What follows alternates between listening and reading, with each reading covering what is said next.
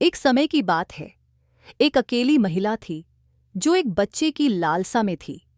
उसके पति का निधन हो चुका था और वह अक्सर अकेलापन महसूस करती थी और किसी साथी की तलाश में थी। अपने खुशियों की खोज में उसने सुना कि पास ही एक दयालु चुड़ैल रहती है जो अपने ज्ञान और दयालुता के लिए जानी जाती है। एक दिन वह महिला चुड़ैल के पास गई और अपनी संतान की इच्छा जताई। चुड़ैल उसकी तड़प से प्रभावित हुई और उसे एक छोटा जौ का बीज दिया और इसे रोपने को कहा, यह आश्वासन देते हुए कि कुछ अद्भुत होगा। महिला घर वापस आई और प्यार से उस बीज को रोप दिया। अगली सुबह मिट्टी से एक सुंदर पौधा निकला और उसकी चोटी पर एक बड़ा चमकदार फूल था। फूल की पंखुड़ियां बंद थीं, जैसे किसी कली की तरह, लेकिन जैसे ही महिला उसे देख रही थी वे धीरे धीरे खुलने लगीं। फूल के भीतर एक नन्ही सी सुंदर लड़की बैठी थी जो महिला के अंगूठे से भी छोटी थी। महिला ने प्रसन्न होकर उसे थम्बेलिना नाम दिया। थम्बेलिना नाजुक और सुंदर थी, सुनहरे बालों और एक प्यारी मुस्कान के साथ, जो तुरंत महिला के दिल में खुशी भर देती थी। उस दिन से थम्बेलिना महिला के जीवन की रोशनी बन गई और महिला का अकेलापन मिट गया। महिला ने थम्बेलिना के लिए एक छोटा अखरोट के खोल का बिस्तर बनाया और उसे नाजुक गुलाब की पंखुड़ियों से कंबल दिया। थम्बेलिना अपने नन्हे संसार से बेहद खुश थी और हर दिन वह अपनी माँ के घर में खेलती, अपनी मीठी आवाज में गाती जो हवा के हल्के झोंके जैसी लगती थी। वह अपने छोटे से जीवन में संतुष्ट और प्रसन्न थी और महिला के घर में खुशी और हंसी भर देती थी। लेकिन एक दिन जब थम्बेलिना अपने अखरोट के खोल वाले बिस्तर में सो रही थी, एक बड़ी और असभ्य मेढक खुली खिड़की से अंदर आ गई। मेढक थम्बेलिना की सुंदरता से मंत्रमुग्ध हो गया और उसने सोचा, यह मेरे बेटे के लिए कितनी प्यारी दुल्हन होगी। बिना कोई और विचार किए मेढक ने थम्बेलिना के साथ अखरोट का खोल उठा लिया और घर से बाहर निकलकर उसे पास की एक झील के किनारे ले गया। जब थम्बेलिना जागी, उसने खुद को एक बड़े जलकुंभी के पत्ते पर पाया जो झील के बीच में था।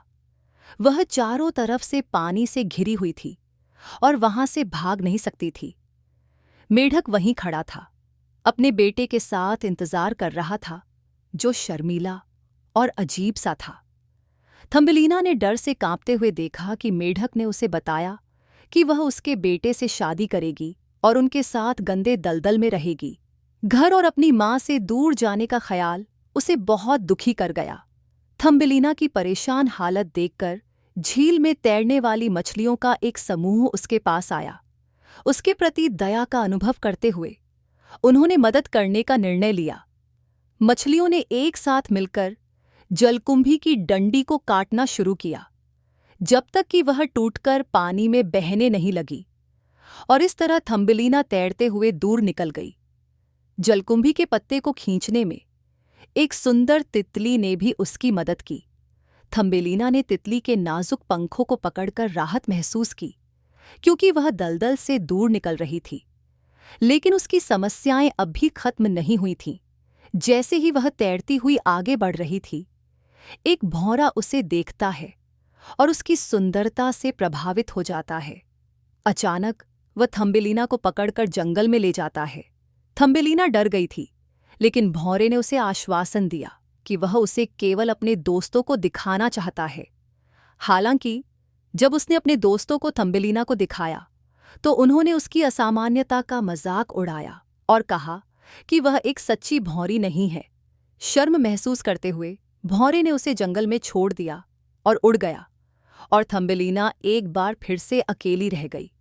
अकेली और डरी हुई थम्बेलिना कई दिनों तक जंगल में भटकती रही, भोजन और आश्रय की तलाश में। जैसे ही सर्दी का मौसम आया, वह ठंड में बमुश्किल जीवित रह पाई। एक दिन उसे एक चूहे के बिल में शरण मिली, जिसने दया करके उसे अंदर बुलाया।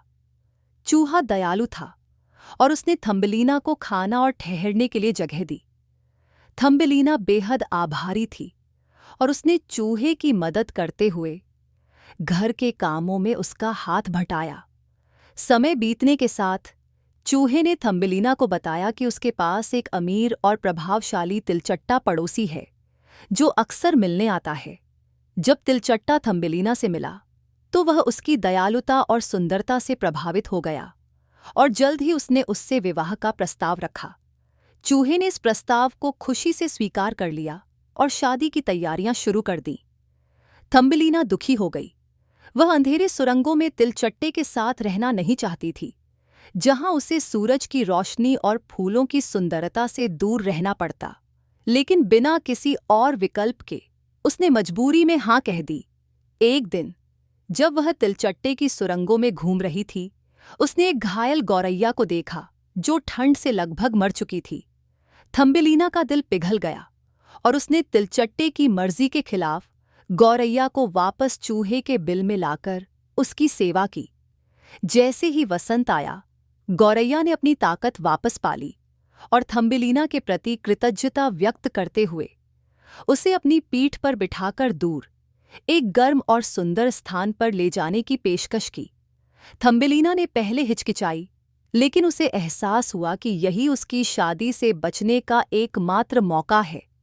उसने गौरैया की पीठ पर सवार होकर उड़ान भरी और अंधेरी जमीन को हमेशा के लिए छोड़ दिया। गौरैया ने थम्बिलीना को एक ऐसे स्थान पर ले जाकर उतारा जहां हमेशा गर्मी और सुंदरता होती थी।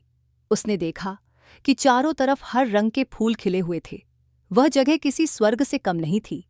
थम्बिलीना फूलों के बीच खुश थी और यहीं उसकी मुलाकात फूलों के राजा से हुई जो उसी के आकार का था। फूलों के राजा ने थम्बिलीना से शादी का प्रस्ताव रखा और उसने खुशी खुशी स्वीकार कर लिया। उनकी शादी के दिन फूलों ने अपनी पंखुड़ियां खोल दीं, जिससे वातावरण में मधुर सुगंध फैल गई। शादी के उपहार के रूप में फूलों के राजा ने थम्बिलीना को चमकदार पंखों का एक जोड़ा दिया ताकि वह फूलों के बीच उड़ सके और अपने नए राज्य का आनंद ले सके। उस दिन के बाद से थम्बिलीना और फूलों के राजा ने अपने राज्य में खुशी और सुंदरता से भरा जीवन व्यतीत किया और थम्बिलीना ने अंततः अपने सपनों का घर पा लिया, जहां वह सच्चे प्रेम और खुशी में रहती थी। कहानी से सीख: सच्ची खुशी वहीं मिलती है जहां आपका दिल और आत्मा पूरी तरह से जुड़ाव महसूस करते हैं।